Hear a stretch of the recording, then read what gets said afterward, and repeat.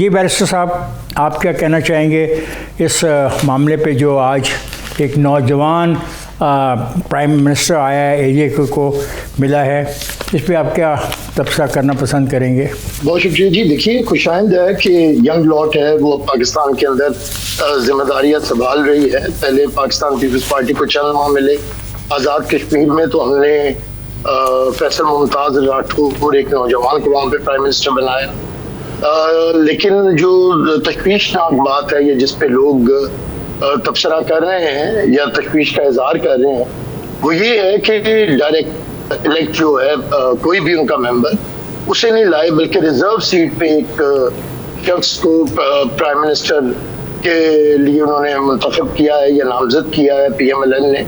उस वक्त जब पूरे आज़ाद कश्मीर के अंदर एक सियासी तौर पे अदम इस्तेहकाम है, लोग सड़कों के ऊपर हैं, पक्के हाकमियत मांग रहे हैं, और वहाँ पे आप ऐसा शख्स जिसे अवाम ने डायरेक्ट वोटों में मुस्तरद किया हो, आप उसे मखसूस सीट पे ला के और पूरी रियासत का वजीर आजम बना दे, ये मेरे ख्याल से इस वक्त जलती पे तेल डालने वाला। आमिर आपके इल्म में है, आमिर आपके इल्म में है, PMLN के पास बहुत से लोग थे। आमिर आपके इल्म में है कि बैरिस्टर इफ्तिखार गिलानी से पहले एक दफ़ा मुंतखब भी हो चुके हैं। क्या आपके इल्म में है कि वो इससे पहले कानून साज असम्बली में जब पहुँचे तो आज़ाद कश्मीर के वज़ीर तालीम भी रहे? क्या आपके इल्म में है कि वो इस पार्टी से बहुत देर से वाबस्ता हैं? जब पहली दफ़ा बात हो रही थी इस पार्टी की वहाँ पे पब्लिकली, तो जो होर्डिंग्स लगाए गए थे, जो प्रोमिनेंट होर्डिंग में लगा था, वो इन्हीं के नाम का था। तो पहली दफ़ा लोगों को पता लगा कि this young man is with the party. ये आपके इल्म में है सारी चीज़ें? जी बिल्कुल इल्म में है। 2011 में जीते, अपोजिशन में रहे, 2015 में जीते, ये वज़ीर तालीम बने। वज़ीर तालीम बन के इन्होंने वो टेस्ट का सिस्टम मुतारिफ करवाया। मैं जानता हूँ, मैं अप्रिशिएट भी करता हूँ पढ़े लिखे नौजवानों को, और मैंने आगाज इसी से किया। मैंने तो वो बात की है कि जब आप असेंबली के अंदर बराह रास्त मुंतखब लोग मौजूद हों, तो आप एक शख्स जिसे बिल्कुल अभी चंद दिन पहले अवाम ने उसके हल्के में मुस्तरद किया हो, उसे पूरी रियासत का मैंडेट दे देना एज प्राइम मिनिस्टर और मुंतखब अरकान को नीचे, ये एक सवालिया निशान है। मैं कोई मजम्मत नहीं कर रहा, मैं कोई सब लफ्ज नहीं कह रहा। आमिर क्या आपके आमिर इफ्तिखार गिलानी की उनकी अपनी पार्टी के साथ कमिटमेंट पे सवाल नहीं उठा। आमिर देखें, एक आदमी टेक्नोक्रेट की सीट पे भरा है, he is a member of the parliament, and member of the parliament ने अपने में से ही किसी को मुंतखब करना है। आपको पता है 30 वोट मिले हैं। एक जो रुकन था उसने अपने वोट का हक इस्तेमाल नहीं किया। ये सूरत है। मैं अरबाब साहब के पास जाता हूँ इसी सवाल के साथ। अरबाब साहब, एक के जो आज अखबारात में कहा गया ब्लैक हॉर्स, डार्क, इस किस्म की बातें कही गई हैं, तो आप तो चूँकि इस पार्टी से वाबस्ता हैं और सारी अंदरूनी बातों को जानते हैं, क्या ये हकीकत में एक ऐसा वाक़या है जो आपके इल्म में न था? देखिए, इफ्तिखार साहब, जहाँ तक बैरिस्टर साहब को यानी प्राइम मिनिस्टर साहब के लिए नामजद करने की बात है, तो मियां नवाज शरीफ साहब ने और पार्टी ने ये पार्टी मुफाद में और कश्मीर के अवाम के मुफाद में ये फैसला किया है। देखिए, इस मुल्क में, पाकिस्तान में इस तरह भी हो चुका है कि यहाँ का बंदा नहीं था, उसके पास ID कार्ड भी नहीं होता था, वो यहाँ पर लाकर प्राइम मिनिस्टर बन जाया करता था। वो आपके नोटिस पे भी है। और अरबाब, क्या वो काम अच्छा था? आप उसको अच्छा समझते हैं? ना, मैं आपको ये बताना चाहता हूँ कि इस मुल्क पे इस तरह के वाक़या भी हुए हैं, लेकिन हमने तो किसी को ना इस्लामाबाद से उठा कर ले गए हैं, ना इस्लामाबाद से उठा कर ले गए, ना लाहौर से, ना खैबर पख्तूनख्वा से, ना सिंध से। कश्मीर के ही एक बेटे को जो है ना, तो वहां पर वज़ीर आज़म नामजद कर दिया है। और देखिए ना, उनकी जो पार्टी से वाबस्तगी है वो भी सबको पता है, उनकी जो वहां के अवाम के लिए खिदमत है वो भी किसी से ढकी छुपी नहीं है। और ये ये हमारी पार्टी के, चूंकि वहां पर हमारी हुकूमत बनने वाली थी, तो यहाँ पर ये हमारा वो सवाबदीद है कि जिसको भी वज़ीर आज़म बनाए तो हम बना सकते हैं। मेरे ख्याल में इस पर तो किसी को बहस करने की जरूरत ही नहीं है। इस वक्त हमें ये सोचना चाहिए कि हम कश्मीर के अवाम को हम किस तरह रिलीफ देंगे। वहां पर जो हालात खराब थे, वो एक्शन कमेटी की वजह से जो गड़बड़ हुई थी, उसको हम किस तरह बेहतर करेंगे। वहां के अवाम के लिए हमें क्या क्या रिलीफ देना चाहिए, हमें इस बारे में बातें करनी चाहिए। अरबाब, आप कर सकते हैं? अरबाब, ये जो आप बातें कर रहे हैं, क्या आप इन पे अमल कर सकते हैं? आपको पता है अभी 2 वहाँ पे हल्के ऐसे हैं जहाँ पे इंतखाब नहीं हुआ, ये भी आपके इल्म में है, और ये भी आपके इल्म में है कि जो लोग मुखालफत कर रहे हैं वो अभी तक वो अपने धरने को और अपने रवैये में उन्होंने कोई तब्दीली पैदा नहीं की। तो कैसे ये एक आदमी के चेंज होने से वो सारी चीज़ें कैसे बेहतर हो जाएंगी, मुझे बताइए ज़रा प्लीज़। देखिए इफ्तिखार साहब, हमें पॉजिटिव सोचना चाहिए। मैं तो हमेशा हर एक टॉक शो में ये कहता हूँ, मेरे साथ जो दोस्त हजरात बैठे होते हैं, मैं उनको भी ये कहता हूँ कि हमें पॉजिटिव सोचना चाहिए कि हमें हालात को बेहतर किस तरह करने चाहिए। अगर हम इस बातों के पीछे पड़ेंगे कि वहाँ पर तो इस तरह है, ये हालात खराब है, हम उसको बारे में अरबाब, मैं ऐसा नहीं पढ़ रहा। अरबाब, क्या हकीकत नहीं कि वहाँ पे 2 जगह पे भी इलेक्शन होने में ऐसे तो नहीं, बिला वजह तो नहीं कह रहा? देखिए जी, आपकी बात बिल्कुल सही है, मैं उससे इत्तेफाक करता हूं कि वहां पे 2 हल्कों में इलेक्शन होना बाकी है, वो भी इंशाल्लाह हो जाएंगे, उसमें कोई इतनी बड़ी बात नहीं है। लेकिन मैं प्राइम मिनिस्टर की बात कर रहा हूं ना, कि उस पर हमें मेरे ख्याल में बहस करने की जरूरत ही नहीं है, क्योंकि हमें ना, जिस तरह मैंने आपको बताया कि हमें पॉजिटिव सोचना चाहिए कि हमें आगे क्या करना चाहिए। बिल्कुल आगे आपको क्या करना चाहिए? आपने जो मुतालबात जो माने हैं, क्या आप उन पर अमल दरामद करवा देंगे? आप ये बात करें, मुझे बताएं, इसमें कितने अरसे में हो जाएगा? 6 महीने में, साल में, कितने अरसे में? इफ्तिखार साहब, हम तो चाहते हैं कि आज ही हम मामलात हल हो जाए। देखिए ना, इससे पहले भी जब इलेक्शन था तो वहां पर आपको भी पता है, सबको पता है कि मरियम नवाज शरीफ साहिबा जो बसें लेकर चली गई थी, उस पर एक वावेला खड़ा हो गया था। देखिए, इलेक्शन में लोग ऐलानात करते हैं, फिर जब इलेक्शन खत्म हो जाते हैं फिर भाग जाते हैं, फिर पीछे देखते ही नहीं है। लेकिन हम उन लोगों में से नहीं है, हमने वहां पर जो ऐलानात किए वहां उसी वक्त उनको पूरा कर दिया। क्योंकि आपको पता है कि जब भी इलेक्शन होते हैं, जलसे जुलूसों में पार्टी का दिन आते हैं, बड़े बड़े दावे करते हैं। ठीक है अरबाब, ठीक है, लेट पी मुझे जाने दीजिए ज़रा अब PTI के दोस्त की तरफ कि वो कैसे सारी सूरत हाल को देखता है। जी, आप आमिर कुरैशी साहब कैसे देखते हैं सारी सूरत हाल को? बिस्मिल्लाहिर्रहमानिर्रहीम। चौधरी साहब, बहुत शुक्रिया आपका, आपने मेरा मौक़िफ़ इस पे जाना। चौधरी साहब, गुजारिश ये है कि PMLN का हमेशा से वतीरा रहा है कि उन्होंने अवामी मैंडेट को कुचलने की कोशिश की है कि अगर एक ऐवान के अंदर अवामी लोग मौजूद हैं तो इनको क्या ऐसी ज़रूरत पड़ी है। आप 8 फरवरी का इलेक्शन जो पूरे पाकिस्तान में हुआ, आप उसको देख लें। उसके बाद कश्मीर के इलेक्शन पे हमने तो कोई अभी बात करनी है या नहीं करनी, पीपल्स पार्टी की जो उस पर सारी ऑब्जर्वेशंस हैं वो सबके सामने है। आमिर साहब, लेट्स हम इस बात पे आएँ कि आज जो इलेक्शन हुआ है, हम इसकी हद तक अपने आप को महदूद रखें। अगर हम पाकिस्तान की तारीख़ में चले गए तो people can go to 77 and then they can go to 47। नहीं, ये जो फैसला है, जो इसमें पॉइंट आता है कि एक टेक्नोक्रेट सीट पे मुंतखब होने वाले आदमी को दूसरे जो बराह रास्त मुंतखब होने वाले नुमाइंदे हैं उनकी मौजूदगी में क्यों कर बनाया गया और इसकी वजूहात क्या हैं और ये अपने पार्टी को कितना फ़ायदा पहुंचा सकता है, इस पे बात कर सकते हैं प्लीज़। साहब, मैं आपको बताऊं, ये मैं तो अपने अरबाब, जब आपका वक्त आएगा आपको अभी टाइम। साहब, मैं तो अपने ताई ये समझता हूँ कि जो मुंतखब इनके नुमाइंदे हैं उनकी ये हक तलफी है। उनमें से ऐवान के अंदर जो लोग मौजूद थे उनको आना चाहिए था।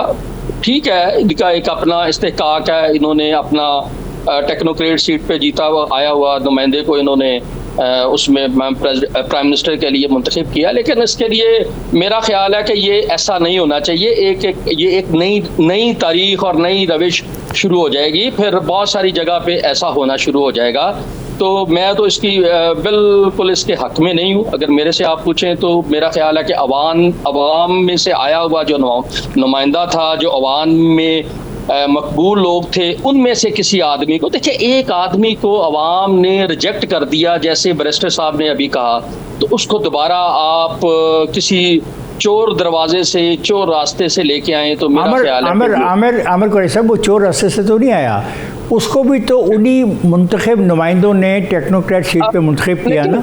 जो साहब ये अवामी मैंडेट आप उस तरह तो नहीं है ना, बराह रास्त जो आप कर लेते हैं, ये तो प्योरली पार्टी की पसंदीदगी होती है। टेक्नोक्रेट सीट जो है वो अवामी पसंदीदगी नहीं है। इसमें अवाम से अगर कोई बराह रास्त जीत के आता तो मैं समझता हूँ कि वो ज़्यादा बेहतर होता। अगर इनकी इतनी हल्के में पजीराई होती है, अवाम के अंदर ये मकबूल होते, तो ये अपना हल्का जीतते। तो मेरा तो मौका पे इस पे बहुत क्लियर है। ठीक है आमिर सर, अब यहाँ पे एक नया पॉइंट रेज होता है कि क्या जो टेक्नोक्रेट सीट पर आने वाला आदमी है उसको प्राइम मिनिस्टर का ओहदा मिलना चाहिए या नहीं? मुझे आईन पाकिस्तान में तो ऐसा नज़र नहीं आता, शायद ये कि आइन में ऐसा हो।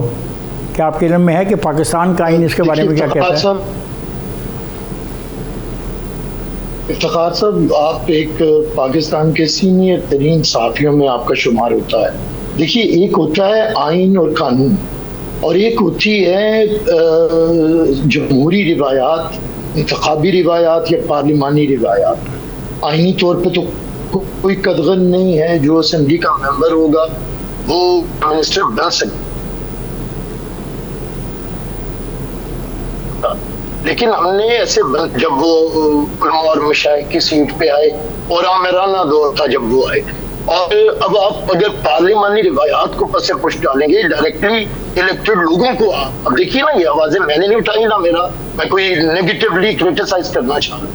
आवाजें इनकी पार्टी के जो सदर हैं वो उठा रहे हैं, सीनियर लोग उठा रहे हैं, मेजॉरिटी उठा रहे हैं। हम तो बात कर रहे हैं जो पार्लिमानी रिवायात बनती हैं आपके बनाने से। हमें कोई नेगेटिविटी, अगर आप अपना कोई मुंतखब बनने इलेक्शन पर, मैंने कोई बात नहीं की, हमारी बड़ी रिजर्वेशंस है, लेकिन हम एक आगे कदम बढ़े हैं। उस कदम में आपने खुद कहा डार्क हॉर्स, उस वक्त जब सिस्टम के ऊपर उंगलियां उठ रही हो कि ये हाइब्रिड निज़ाम है या हाइब्रिड प्लस निज़ाम है, उसके अंदर जब पहले ही सियासी निज़ाम गैर मोतबर हो रहा हो और आप सियासी फैसला साजी ऐसे करें कि आपकी पार्टी के सदर को ना पता हो, वहां के लोगों को ना पता हो, पार्लिमानी पार्टी की मेजॉरिटी को पता ना हो, एक घर में राइमंड में फैसला हो जाए, तो मुझे तो नहीं, मैं तो और पॉजिटिव हो जाता हूँ। इफ्तिखार साहब, पॉजिटिवली ये मियां साहब ने कहा था कि मैं भी कश्मीरी हूँ, मुझे अगला प्राइम मिनिस्टर शहबाज शरीफ नॉमिनेट कर दें। तो अगर मियां साहब रिजर्व सीट पे आके खुद आ जाए तो हमें तो इस पे भी कोई एतराज नहीं। स्वाबदीद है, थैंक यू। इनकी स्वाबदीद क्या कश्मीर के हकमियत को तस्लीम ना करने में इनकी स्वाबदीद है, लोगों के डायरेक्टली इलेक्टेड नुमाइंदों को तस्दीक करने में इनकी आमिर, आप एक बहुत पढ़े लिखे आदमी हो, यू आर ए बैरिस्टर। जो शख्स इफ्तिखार गिलानी नाम का है जिसको प्राइम मिनिस्टर मुंतखब किया गया, इसको उन्हीं लोगों ने मुंतखब किया है ऑन टेक्नोक्रेट सीट जिनकी आप बात कर रहे हैं। जी अरबाब साहब, आप उस वक्त कुछ कहना चाह रहे थे जब मैंने आपको रोक दिया, अब आप बोलिए। इफ्तिखार साहब, मैं ये कहना चाहता हूँ कि आमिर मुगल साहब जो है ना, वो जमहूरियत का वो इलाप रहे हैं। आमिर मुगल साहब कौन है? आमिर मुगल साहब कौन है? आमिर कुरैशी। तो ऐसे ना करो, ऐसे अरबाब साहब ऐसे ना करें। आमिर कुरैशी, आप आमिर कुरैशियों को मुगल तो ना बना देना प्लीज।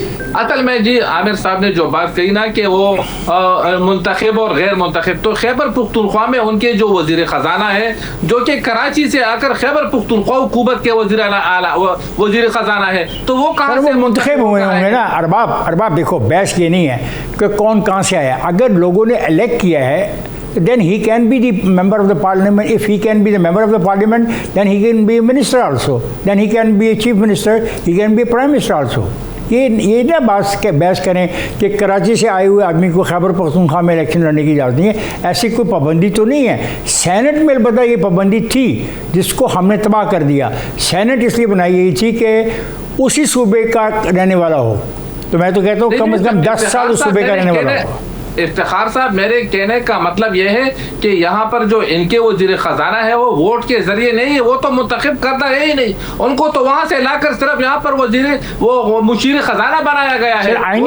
आईनी तौर पे कोई ना कोई तरीकाकार तो अख्तियार किया होगा ना?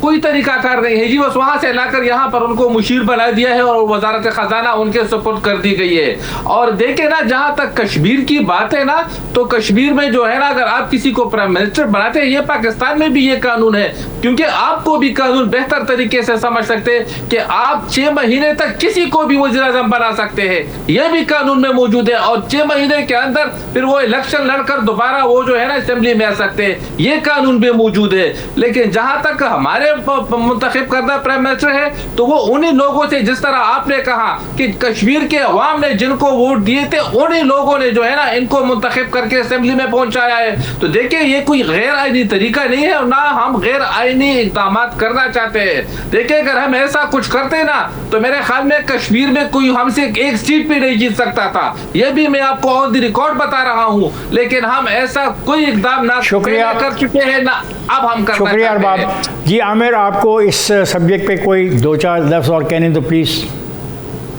जी चौधरी साहब, देखिए, ये बार बार कह रहे हैं कि अवामी मैंडेट के साथ, तो जो बंदा अवामी मैंडेट के साथ नहीं आता उसका रवैया और तरह का होता है। ये आपने डायरेक्टली, जैसे बैरिस्टर साहब ने अभी फरमाया, रायबंद में बैठ के एक फैसला कर लिया, ठीक है, इसकी शायद आइन कानून में कोई इजाज़त हो या ना हो, बैरिस्टर साहब ज़्यादा बेहतर समझते हैं। लेकिन मैं ये समझता हूँ कि आपको अगर कोई नुमाइंदा मुंतखब करना था, तो उस जो ऐवान में जीते हुए लोग हैं उनमें से किसी न किसी को करते हैं, जिसको अवाम ने पसंद किया था। जिसको अवाम ने रिजेक्ट किया उसको नहीं लगाना चाहिए था।